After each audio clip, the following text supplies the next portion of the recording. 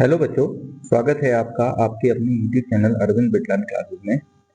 तो बच्चों, आज की जो हमारी वीडियो का टॉपिक है ये क्लास 10th सोशल साइंस पर आज ये वीडियो हमने बनाई है और ये एक प्रैक्टिस पेपर पर वीडियो बनाई गई है जिसमें हम कुछ क्वेश्चंस को जो है सॉल्व करेंगे।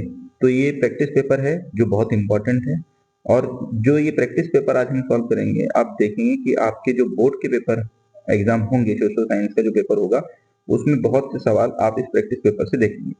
तो इसलिए वीडियो आपके लिए बहुत इंपॉर्टेंट है और जो बच्चे चैनल से नहीं जुड़े हैं चैनल को सब्सक्राइब कीजिए, वीडियो को लाइक कीजिए और दूसरे बच्चों को भी शेयर कीजिए। और एक सबसे जरूरी बात, आप वीडियो को पूरा देखिए, ठीक है। और जो भी क्वेश्चन आप जिनके भी आंसर को इसमें देखते हैं तो उनको आप लिख लिख के प्रैक्टिस कीजिए, ठीक है।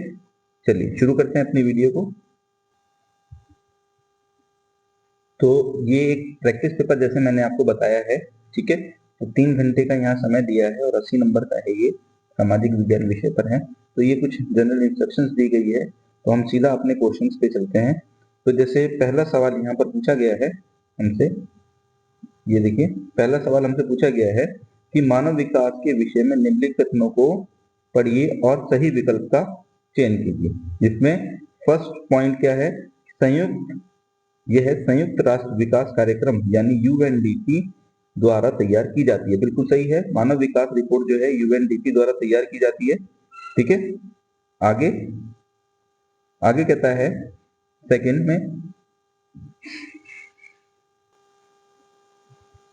में कहता है इसके मापन के लिए लंबी आयु, लंबी उम्र, साक्षरता और प्रति व्यक्ति आय मापदंड है। ये गलत है स्टेटमेंट।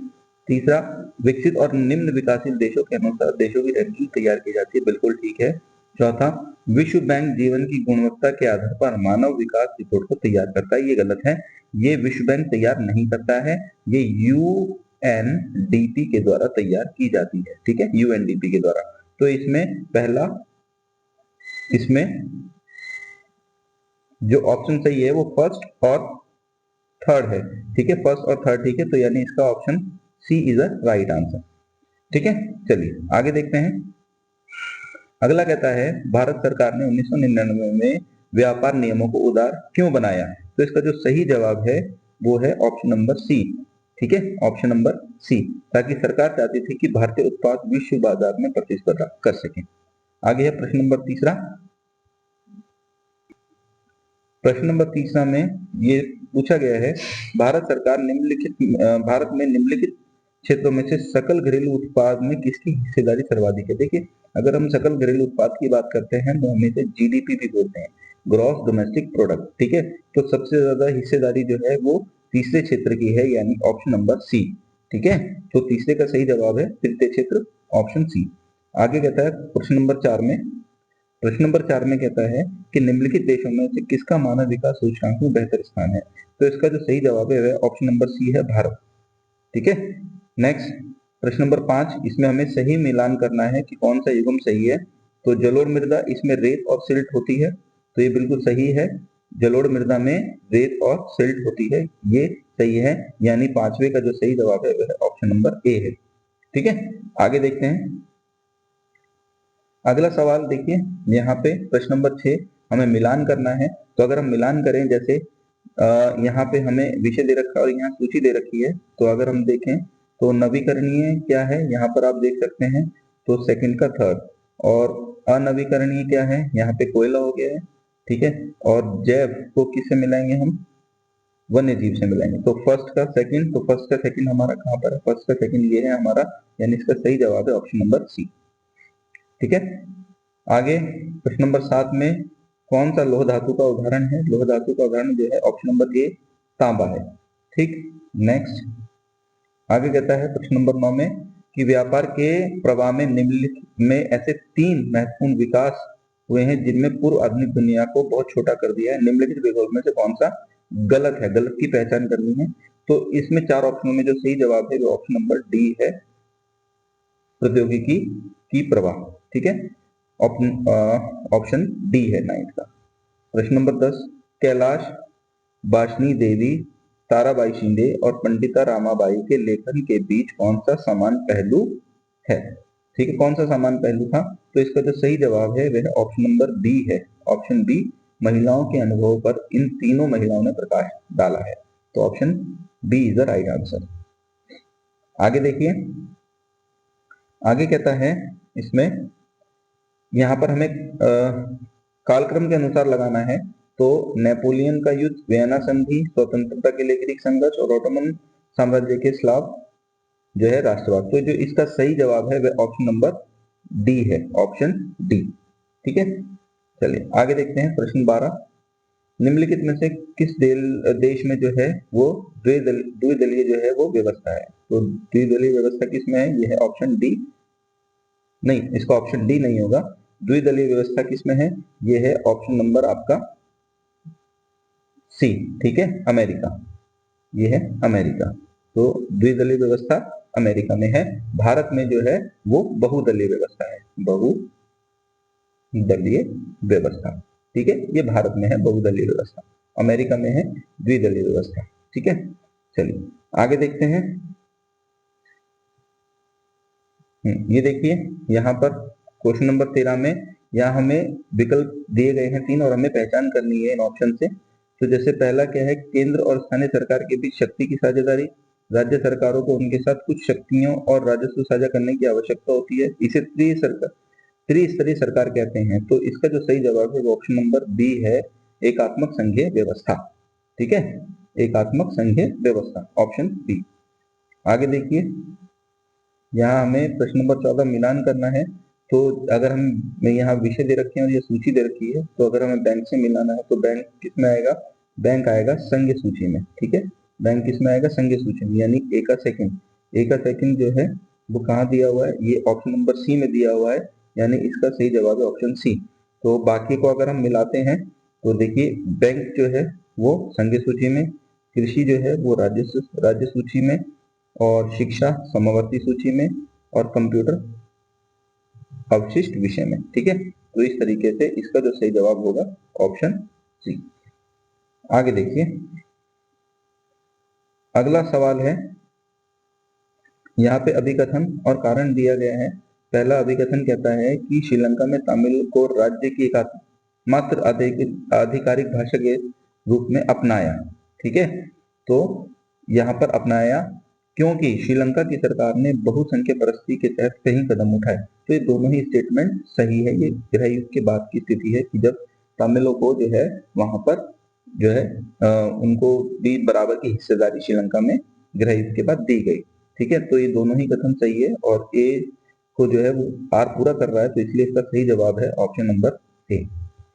ठीक है, चलिए आगे देखते हैं।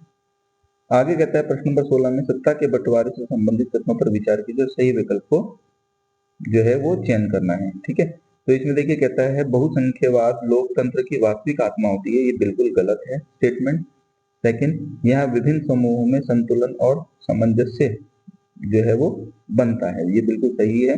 आगे देखते हैं इसके आगे कहता है थर्ड में, यह है सामाजिक समूहों के बीच संघर्ष की भावना को जो संभावना को कम करता है, बिल्कुल सही है।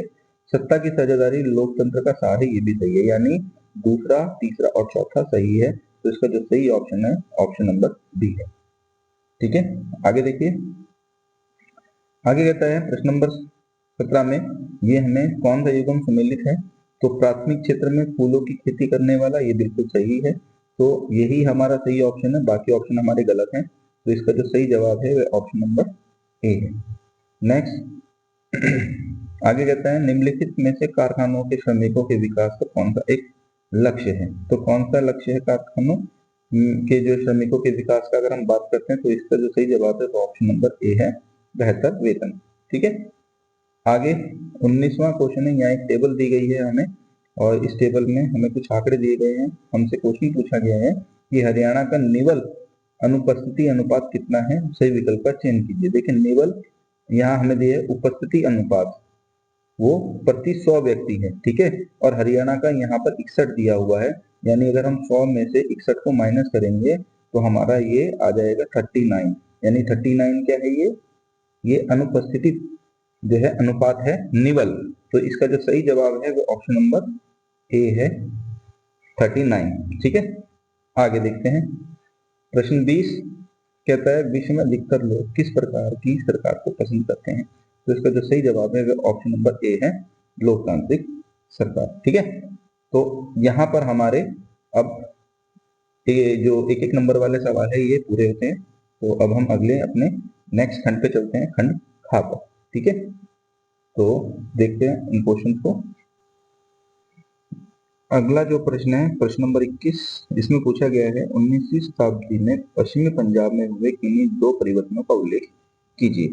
तो अगर हम इन परिवर्तनों की बात करते हैं तो देखते हैं इसके आंसर को। तो चलते हैं इसके आंसर पे। तो यहाँ देखिए इसका आंसर कहता है, फर्स्ट पॉइंट में कहता है पंजाब में भूमि की उर्वरकता की पुनः प्राप्ति के लिए बहुफसलीय पद्धति अपनाई गई। ठीक है, ताकि भूमि को जो है फिर से इसकी उर्वरकता शक्ति प्राप्त हो सके। दूसरा, सिंचाई की पद्धति में बदलाव किया गया और पानी की बचत के लिए ड्रिप पद्धति और स्प्रिंकल लगाया गया। तीसरा, ऑर्गेनिक फसलों पर अधिक ध्यान दिया गया जिससे रासायनिक दवा से बचे रहे। ठीक है, तो ये तीन तरह की जो चीजें जो हैं पश्चिमी पंजाब में भूमि पर अपनाई गई। ठीक है, और जिसकी वजह से वहां की उर्वरकता में, जमीन की उर्वरकता में वृद्धि हुई और फसलों के उत्पादन में भी बढ़ोतरी हुई। ठीक है, तो ये है आपका उत्तर नंबर 21। ठीक है, चलते हैं अपने प्रश्न।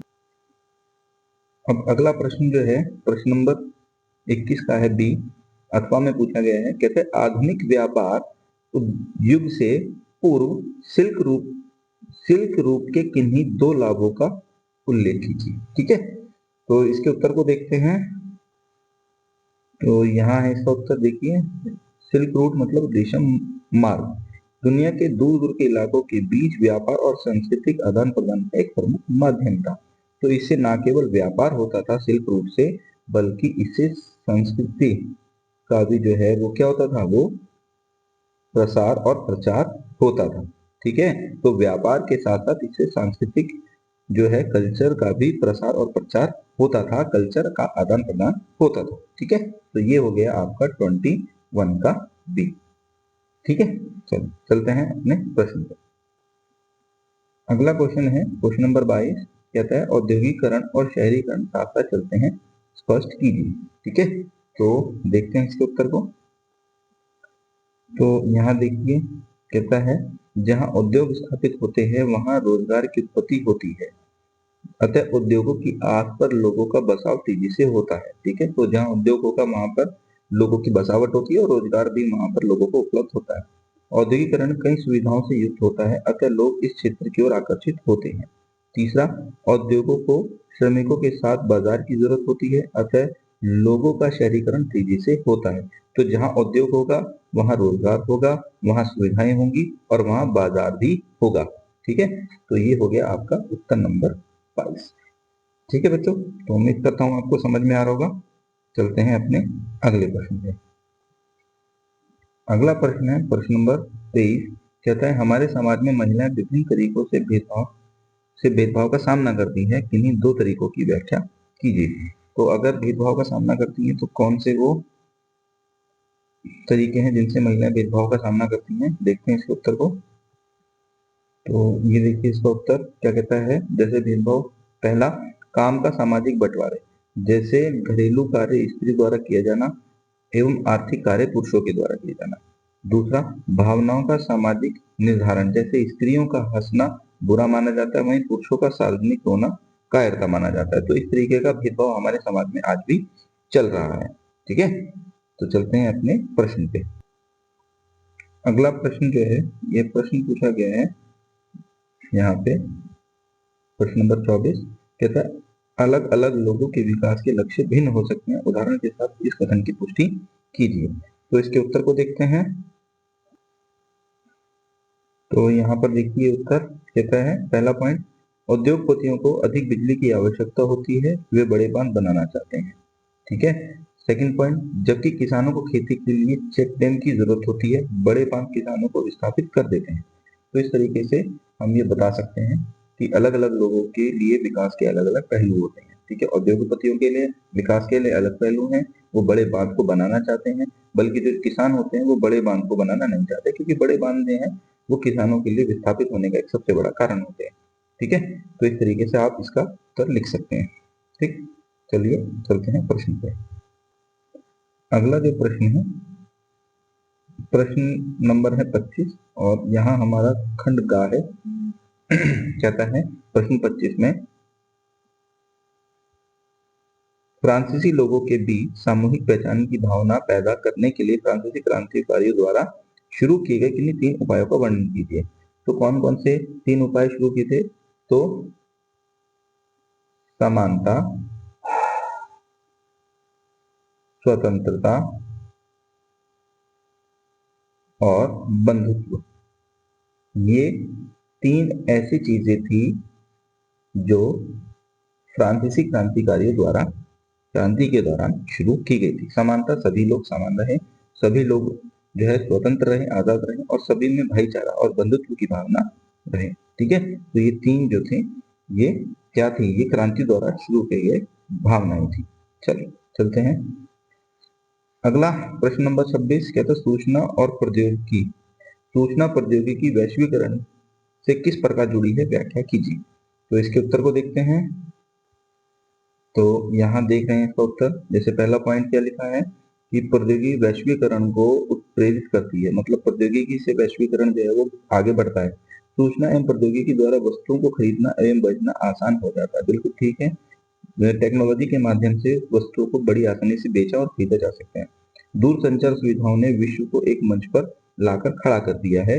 बिना सूचना प्रौद्योगिकी के वैश्वीकरण संभव नहीं है। बिल्कुल सही बात है, आज की टेक्नोलॉजी का जो है वैश्वीकरण में बहुत महत्वपूर्ण योगदान है और अगर टेक्नोलॉजी नहीं होगी तो पूरा विश्व जो है वो एक मंच पर नहीं आ सकता। ठीक है, तो इसलिए वैश्वीकरण जितना आगे बढ़ रहा है उसको आगे बढ़ाने में टेक्नोलॉजी प्रौद्योगिकी का एक बहुत बड़ा योगदान है।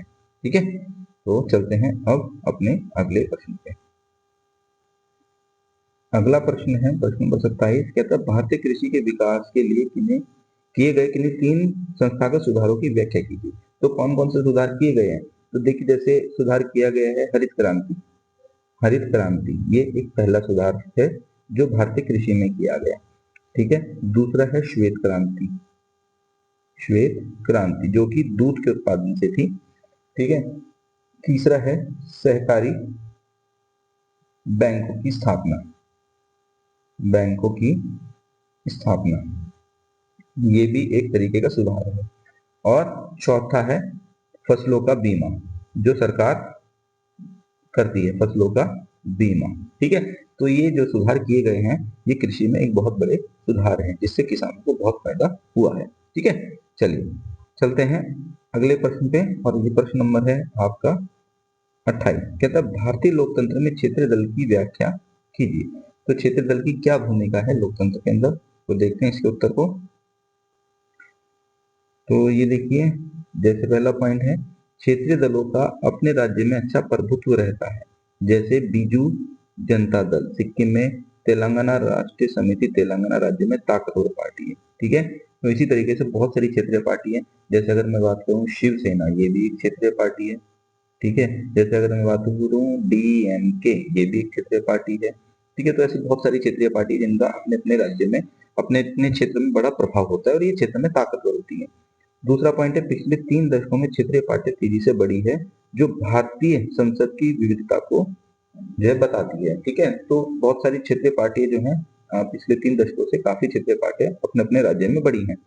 तीसरा पॉइंट राष्ट्रीय दलों को बहुमत में लाने में ये सहायक होती है। कई बार सरकार जो है गठबंधन की सरकार बनती है और इस गठबंधन की सरकार में क्षेत्रीय पार्टियों का बहुत बड़ा योगदान होता है सरकार बनाने में। ठीक है, तो इसलिए हम कह सकते हैं कि आज के समय में क्षेत्रीय पार्टियां जो है वो बहुत महत्वपूर्ण भूमिका निभाती है। ठीक है, चलिए चलते हैं अगले प्रश्न पे। अगला सवाल है प्रश्न नंबर 29। कहता है संगठित क्षेत्र में काम करने वाले लोगों को मिलने वाले लाभ की परख कीजिए। तो कौन कौन से लाभ जो संगठित क्षेत्र में मिलते हैं? तो इसमें अगर मैं पहला पॉइंट लिखूं तो इनकी जो वेतन होता है, इनका वेतन वो निश्चित होता है, वेतन निश्चित होता है। दूसरा, इनकी जो छुट्टियां इनको मिलती है, छुट्टियां इनको मिलती है। तीसरा, इनका जो कार्य का जो होता है वो समय निश्चित होता है, कार्य का समय निश्चित होता है, निश्चित होता है। ठीक है, तो इस तरीके से इनका वेतन निश्चित होता है, इनको छुट्टियां दी जाती है, कार्य का समय निश्चित होता है और इनको वो सभी सरकारी सुविधाएं जो है दी जाती हैं। ठीक है, सभी तरह की सरकारी सुविधाएं जो है संगठित क्षेत्र में दी जाती हैं। ठीक है, तो हम ये बोल सकते हैं कि संगठित क्षेत्र में जो काम करने वाले लोग हैं उनको ये निम्नलिखित जो है ये लाभ मिलते हैं कि उनको वेतन निश्चित होता है, उनको सभी प्रकार की छुट्टियां दी जाती हैं और उनका कार्य का जो समय होता है वो भी निश्चित होता है। ठीक है, सभी तरह के उन्हें अलाउंसेस, उनको भत्ते भी दिए जाते हैं। ठीक है, चलिए चलते हैं अपने अगले प्रश्न पे।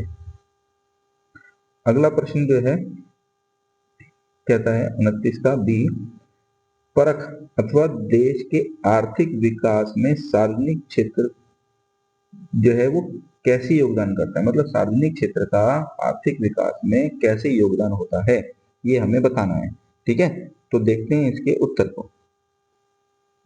तो यहाँ देखिए इसका आंसर है, तो जैसे बताया गया सार्वजनिक क्षेत्र में नागरिकों की आवश्यकता का ध्यान दिया जाता है, सार्वजनिक हितों का ध्यान दिया जाता है, वे सारी सुविधाएं देते हैं जो व्यक्ति द्वारा बनाना संभव नहीं है, जैसे सड़कें और पुल। तो ये सारी सुविधाएं जो है सार्वजनिक क्षेत्र में दी जाती हैं। वस्तु और सेवाओं को सामूहिक रूप से उपलब्ध कराया जाता है। और दूसरा, सार्वजनिक क्षेत्र में जो नागरिकों की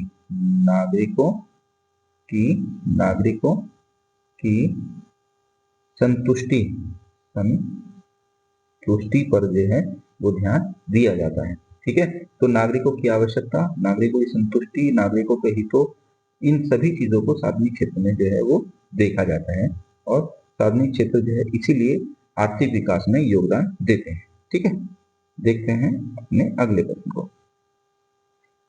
अगला प्रश्न है प्रश्न नंबर 30, कहता है गांधी जी ने खिलाफत मामले में हिंदू मुसलमानों को एकीकृत राष्ट्रीय आंदोलन की छत्रछाया में लाने के अवसर के रूप में अनुभव किया, इस कथन की पुष्टि कीजिए। ठीक है, तो ये 5 नंबर में पूछा गया है, तो देखते हैं इसके आंसर को। तो यहाँ देखिए उत्तर है, जैसे पहला, रॉलेट सत्याग्रह कुछ ही राज्यों में सीमित था, महात्मा गांधी ने आंदोलन को बड़े पैमाने पर करना चाह रहे थे। लेकिन इसी समय प्रथम विश्व युद्ध में ओटोमन तुर्की की हार के बाद खलीफा का नियंत्रण ब्रिटिश शासकों के पास आया। भारत में अली बंधुओं ने खिलाफत आंदोलन शुरू किया। मोहम्मद अली और शौकत अली जो थे, इन्होंने ये आंदोलन शुरू किया था। महात्मा गांधी जानते थे कि हिंदू मुस्लिम एकता के बगैर आंदोलन व्यापक नहीं हो सकता। चौथा, उन्होंने खिलाफत आंदोलन को हिंदू मुस्लिम एकता के लिए असहयोग आंदोलन के साथ जोड़ने का निश्चय कर लिया और 1921 में उन्होंने सम्मिलित रूप से व्यापक असहयोग आंदोलन शुरू कर दिया। ठीक है, तो ये हो गया आपका आंसर। ठीक है बच्चों, तो उम्मीद करता हूं आपको समझ में आया होगा। चलते हैं अपने क्वेश्चन पे। अगला प्रश्न है, इसमें पूछा गया है 30 का बी है, तो इसमें पूछा गया है कहता सविनय अवज्ञा आंदोलन में महिलाओं की भागीदारी की व्याख्या कीजिए। ठीक है, तो इस आंदोलन में महिलाओं की क्या भागीदारी रही है, देखते हैं इसके उत्तर। तो यहाँ देखिए कहता है हजारों की संख्या में महिलाओं ने सविनय अवज्ञा आंदोलन में भाग लिया। नमक यात्रा के दौरान हजारों महिलाएं घर से निकलकर महात्मा गांधी के साथ हो चली थी। ठीक है, तीसरा, उन्होंने जुलूसों में सक्रिय भाग लिया। चौथा, महिलाओं ने कई जगह नमक बनाकर कानून तोड़ा। पांचवा, विदेशी वस्तुओं का बहिष्कार किया गया। तो इस तरीके से महिलाओं ने सविनय अवज्ञा आंदोलन में महात्मा गांधी के साथ भाग लिया। ठीक है, चलो चलते हैं अगले प्रश्न। अगला प्रश्न है प्रश्न नंबर 31, कहता है भारत में सड़क परिवहन की समस्याओं का विश्लेषण कीजिए। ठीक है, तो क्या क्या सड़क परिवहन की समस्या है, देखते हैं इसकी समस्या को। तो यहाँ देखिए कुछ पॉइंट दिए गए हैं, जैसे भारत में भौगोलिक विधि से सड़क निर्माण में समस्या है। दूसरा, ऊंचे पर्वत क्षेत्र में भू संकलन से बार बार सड़कें ढक जाती हैं। मैदानी इलाकों में बाढ़ के कारण जो सड़क है वो जल मग्न हो जाती है। रेगिस्तानी इलाकों में सड़कों से रेत बार बार जो है साफ करना पड़ता है और पर्वतीय क्षेत्रों में सड़कें बर्फ से ढक जाती है। तो ये सड़कों की समस्याएं हैं।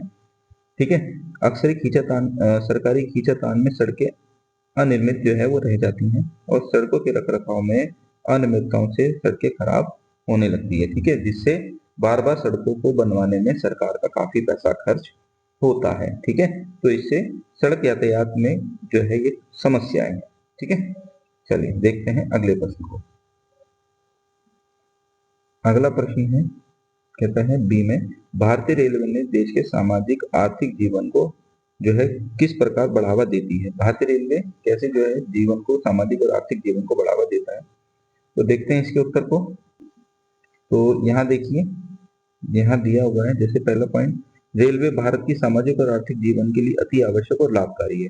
स्थानीय लोगों के व्यापार को सुगम बनाता है, लंबी दूरी में आरामदायक बनती है रेलवे, और लोगों के सामाजिक और व्यापारिक संबंधों को जो है विस्तृत करता है। कारखानों के लिए कच्चा माल और तैयार माल को बाजार तक पहुंचाने में बहुत सुगम साधन है। रेलवे लंबी दूरी को कम करने में कम समय तय करता है, जिससे व्यापारी और आम लोग रेल में सफर करना पसंद करते हैं। और दूसरा, ये एक साथ हजारों लोग जो हैं इसमें यात्रा कर सकते हैं, तो ये भी एक इसका सबसे बड़ा लाभ होता है। ठीक है, चलिए चलते हैं अपने अगले प्रश्न पे।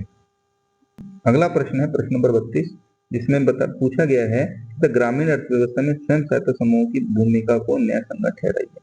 ठीक है, तो देखते हैं इसके उत्तर को। तो जैसे ये उत्तर में दिया गया है, कहता है पहला पॉइंट, कम ब्याज दर पर ऋण की व्यवस्था करता है। ठीक है, तो स्वयं सहायता समूह में ब्याज दर कम होती है और ऋण की व्यवस्था हो जाती है। सेकंड, स्वयं सहायता समूह जो है ये रोजगार का भी सृजन करता है, संपत्ति खरीदने में सहायता देता है, अपनी आवश्यकताओं को पूरी करने में स्वयं सहायता समूह जो है ये सहायक होता है, और कर्जदारों को ऋण आधार से ये बचाता है। तो इस तरीके से ये जो स्वयं सहायता समूह है, ये लोगों की कर्ज में हेल्प करता है। ठीक है, और कम ब्याज दर पर ऋण की व्यवस्था भी ये बड़े आराम से अपने सदस्यों को करा देते हैं। ठीक है, चलते हैं अगले प्रश्न। अगला प्रश्न है, कहता है सस्ता और सामर्थ्य के अनुकूल कर्ज देश के विकास के लिए अति आवश्यक है। इस कथन को न्याय संगत ठहराइए। ठीक है, तो देखते हैं इसके उत्तर को। तो यहाँ पे ये उत्तर दिया हुआ है इसका, आप देख सकते हैं, ये इसके कुछ पॉइंट है, तो आप इनको देख लीजिए। जैसे उद्योगपति ने उद्योग लगा सकते हैं, नया कारोबार शुरू कर सकते हैं, सस्ते कर्ज उपलब्ध होने से व्यापार को बढ़ावा मिल सकता है। तो ये इसका उत्तर है। ठीक है, तो आप इसे देख लीजिए। चलते हैं अगले प्रश्न पे। अगला प्रश्न है प्रश्न नंबर 33। इसमें हमसे पूछा गया है कि व्यक्ति की स्वतंत्रता गरिमा को बढ़ावा देने में लोकतंत्र किस प्रकार अन्य सरकारों से बहुत बेहतर है। इस कथन की पुष्टि करनी है।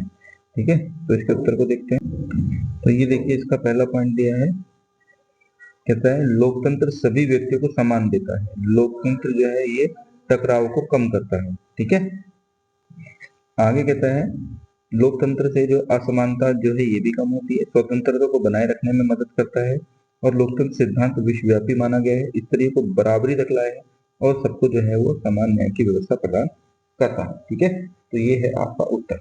चलते हैं अपने अगले प्रश्न। अगला प्रश्न पूछा गया है, कहता है लोकतंत्र में उत्तरदायी, जिम्मेदार और वैध सरकार का गठन होता है। इस कथन की पुष्टि करनी है। तो इसके उत्तर को देखते हैं। तो ये देखिए, पहला पॉइंट है लोकतंत्र में सरकार जनता द्वारा चुने प्रतिनिधियों द्वारा बनती है। सरकार जनता के प्रति उत्तरदायी होती है। देश की समस्याओं का समाधान करना सरकार का उत्तरदायी होता है। देश में शांति व्यवस्था बनाना, बाहरी आक्रमणों से सुरक्षा देना ये सरकार की जिम्मेदारी होती है। सरकार बाहरी सुरक्षा के लिए विदेश नीतियां बनाती है जिससे संबंध बेहतर हो। लोकतंत्र में शासन संविधान के नियमों के तहत चलता है, ये वैध शासन होता है, और न्याय व्यवस्था सबके लिए संविधान के अनुसार समान होती है। ठीक है, तो ये है आपका उत्तर। ठीक है, चलते हैं अपने अगले प्रश्न पे। अब यहाँ पे प्रश्न है हमारा अगला सेक्शन शुरू होता है प्रश्न 34 से। यहाँ पर ये केस आधारित जो है, स्रोत आधारित प्रश्न है, और इसमें पैराग्राफ दिया गया है। ठीक है, तो यहाँ पे हमें सीधे प्रश्नों पे चलते हैं पैराग्राफ को देखते हुए। जैसे हमसे पूछा गया है पहला प्रश्न, भारत में भाषा विविधता के महत्व को स्पष्ट कीजिए। दूसरा, अनुसूचित और गैर अनुसूचित भाषाओं में अंतर स्पष्ट कीजिए। तीसरा, भाषाओं के संयोजन ने देश को एक सांस्कृतिक इकाई में एकजुट कर दिया। इस कथन का उदाहरण सहित व्याख्या कीजिए। ठीक है, तो चलते हैं इसके आंसर। तो ये देखिए, इसका पहला उत्तर है, पहला है भाषा के हिसाब से सबसे ज्यादा विविधता वाला देश भारत है। सेकंड, अनुसूचित भाषा संविधान की 8वीं अनुसूची में दर्ज है जबकि गैर अनुसूचित भाषा संविधान में दर्ज नहीं है। ठीक है। तीसरा, भारत में जो है वो 1300 से ज्यादा अलग अलग भाषाएं हैं। विभिन्न भाषाओं के बावजूद भारत एक राष्ट्र में संगठित है। ठीक है। तो ये है इन प्रश्नों के उत्तर। चलते हैं अपने अगले प्रश्न पर। आगे प्रश्न 35 है। यहाँ भी एक पैराग्राफ दिया गया है, तो इसके प्रश्नों को देखते हैं, इसके प्रश्नों को देखते हैं। तो देखिए यहाँ पे कुछ प्रश्न दिए गए हैं। तो कृष्णा जी द्वारा समाचार पत्र प्रकाशित करने के कारण स्पष्ट कीजिए। स्थानीय समाचार पत्र और राजनीतिक संघर्ष के कार्य को विपक्षी भूमिका कैसे संबंध देखें। तो ये कुछ प्रश्न दिए गए हैं। ठीक है। तो इसके उत्तर को देखते हैं। तो यहाँ देखेंगे, ये है इसका पहला प्रश्न। ठीक है। स्थानीय दिलचस्पी की तमाम उपयोगी खबरें मिल सके। दूसरा, स्थानीय समाचार पत्र सरकारी नीतियों की आलोचनात्मक समीक्षा कर लोगों के हित साधने में सक्षम होते हैं। ठीक है। और तीसरा जो है ये है आंसर नंबर थर्ड। ठीक है। 19वीं शताब्दी में समाचार पत्र एकमात्र सूचना एवं जानकारी का स्रोत था। ये इसके दो पॉइंट दिए गए हैं। शिक्षा के प्रभाव के कारण समाचार पत्र अधिक महत्वपूर्ण था और समाचार पत्र सामाजिक प्रतिष्ठा का एक विषय था। ठीक है। तो ये आपका उत्तर है 35। ठीक। चलो अगले प्रश्न पे चलते हैं। आगे प्रश्न दिया गया है प्रश्न नंबर 36। तो ये वर्षा जल संग्रहण के ऊपर एक पैराग्राफ दिया गया है। ये इसके यहाँ पर प्रश्न है। ये प्रश्न ए दे रखा है, जल संचय प्रणाली एक लाभप्रद विकल्प क्यों है। ठीक है। और यहाँ पर ये दो प्रश्न दिए गए हैं। वर्षा छत वर्षा जल संग्रहण के बारे में बताना है और जल संरक्षण के लिए प्राचीन काल में भारत में अपनाई गई दो विधियां। ठीक है। तो इसके उत्तर को देखते हैं। तो ये है उत्तर नंबर 36। ठीक है। 36। तो ये आप इसके उत्तर को देख सकते हैं। ठीक है। तो ये है आपके उत्तर नंबर 36। चलते हैं अपने अगले प्रश्न पे। अगला जो प्रश्न है प्रश्न नंबर 37 है यहाँ पर, जिसमें मानचित्र दिया गया है। तो 37 के फर्स्ट पार्ट में ये कहता है कि वह स्थान जहाँ महात्मा गांधी ने नील की खेती के करने वाले किसानों के लिए सत्याग्रह शुरू किया वो है चंपारण। चंपारण, और चंपारण कहाँ पर है? यह है बिहार में। ठीक है। दूसरा आपका दूसरा पूछा गया है, वह स्थान जहां भारतीय राष्ट्रीय कांग्रेस का दिसंबर 1920 का अधिवेशन हुआ वो है नागपुर। नागपुर ये कहाँ है? महाराष्ट्र में। महाराष्ट्र। ठीक है। तो अगर इन्हें हम मैप में भरें तो देखते हैं मैप के अंदर, तो ये देखिए जैसे यहाँ पर ये है बिहार। ठीक है। बिहार। तो यहाँ पर आ जाएगा चंपारण, जहाँ नील की खेती के लिए गांधी जी ने आंदोलन किया था। और ये यहाँ पर है, ये है महाराष्ट्र। महाराष्ट्र। और यहाँ पर आप भरेंगे नागपुर, जहाँ दिसंबर 1920 का कांग्रेस का सेशन हुआ था। ठीक है। तो ये आपके मैप से संबंधित इतिहास के दो सवाल थे। ठीक है। देखते हैं अगला प्रश्न क्या कहता है। आगे प्रश्न है, सेकंड पार्ट है इसमें। तो यहाँ पे हमें बताना है टिहरी बांध, उसके बाद नरोरा परमाणु ऊर्जा केंद्र, पुणे सॉफ्टवेयर टेक्नोलॉजी पार्क और हल्दिया। तो टिहरी बांध जो है ये उत्तराखंड में है। यूके। यूके मतलब उत्तराखंड। उत्तराखंड। ठीक है। इसके बाद नरोरा ये है आपका नोएडा में। नोएडा। नोएडा। ठीक है। यानी ये कहां पर है? उत्तर प्रदेश, यूपी में। पुणे सॉफ्टवेयर टेक्नोलॉजी पार्क ये है महाराष्ट्र। महाराष्ट्र। और हल्दिया समुद्री पत्तन ये है वेस्ट बंगाल यानी कलकत्ता। ठीक है। तो इसको अगर हम मैप में देखें तो यहाँ देखिए पुणे सॉफ्टवेयर टेक्नोलॉजी पार्क ये यहाँ पर है। Pune software technology park Maharashtra में। इसके बाद हल्दिया ये आपका वेस्ट बंगाल में हल्दिया हो गया है। ठीक है। इसके बाद नरोरा ये आपका यूपी में हो गया है। नरोरा यहाँ पर। और एक चीज और इसमें पूछी गई है आपका टिहरी डैम। टिहरी डैम कहाँ पर है? ये आपका यहाँ पर है टिहरी डैम। ठीक है। टिहरी डैम यानी ये है उत्तराखंड। उत्तराखंड। ठीक है। उत्तराखंड, टिहरी डैम, नरोरा यूपी, इसके बाद Pune software technology park Maharashtra और हल्दिया बंदरगाह वेस्ट बंगाल में। ठीक है, तो देखते हैं अगले प्रश्न। अब यहाँ पे कुछ क्वेश्चंस और दिए गए हैं दृष्टि बाधित परीक्षार्थियों के लिए, तो इनको भी देख लेते हैं। जैसे पहला पूछा गया है, वह स्थान जहाँ दिसंबर 1920 का कांग्रेस अधिवेशन होता है, तो वो होता है नागपुर में, नागपुर महाराष्ट्र, एमएच मतलब महाराष्ट्र। फिर वह स्थान जहाँ महात्मा गांधी ने नील की खेती करने वाले किसानों के लिए सत्याग्रह किया, वो है चंपारण, चंपारण कहाँ पर है, बिहार में। ठीक है, इसके बाद वह स्थान जहाँ नरोरा परमाणु संयंत्र स्थित है, तो वो कहाँ पर है, नोएडा, नोएडा यानी उत्तर प्रदेश। इसके बाद वह स्थान जहां मुंबई सॉफ्टवेयर टेक्नोलॉजी पार्क है, तो ये हो गया आपका एमएच यानी महाराष्ट्र। इसके बाद लास्ट में आपसे पूछता है, लास्ट में कहते हैं वह स्थान जहां हल्दिया समुद्री पत्तन है, तो हल्दिया कहाँ पर है, ये आपका है पश्चिम बंगाल में, पश्चिम बंगाल। ठीक है, तो ये दृष्टिबाधित परीक्षार्थियों के लिए पूछे गए सवाल थे। तो यहाँ पर हमारे पूरे सवाल कंप्लीट होते हैं। 37 क्वेश्चन जो हैं ये मैंने आपके सामने सॉल्व किए हैं। तो उम्मीद करता हूँ आपको समझ में आया होगा बच्चों। तो वीडियो कैसी लगी, और उम्मीद करता हूँ आपको वीडियो समझ में आई होगी। तो ये बहुत इंपॉर्टेंट वीडियो है और यहाँ से बहुत से प्रश्न जो है आप एग्जाम में देखेंगे, तो इसीलिए इन प्रश्नों का बार बार अभ्यास कीजिए, वीडियो को बार बार देखिए और पूरा देखिए, और जितना हो सके उतना लिखकर खुद से अभ्यास कीजिए। ठीक है, ताकि आपको पेपर में किसी तरह की कोई परेशानी ना हो। ठीक है, तो चलते हैं, हम मिलेंगे फिर अपनी अगली वीडियो पे। Thank you.